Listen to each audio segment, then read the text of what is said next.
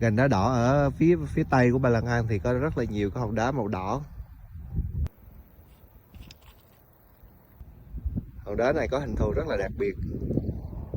Nếu mà mình thay đổi góc quay thì nó sẽ giống như là một chiếc ghế dựa. Ok, mình thay đổi góc quay nha. Từ cái góc quay này thì hòn đá giống như một chiếc ghế dựa. Các bạn có thể ngồi ở đây và ngửa lưng ra dựa trên cái đá, dựa trên cái bức tường phía sau, và vẫn có cái nền ở dưới để ngồi nha.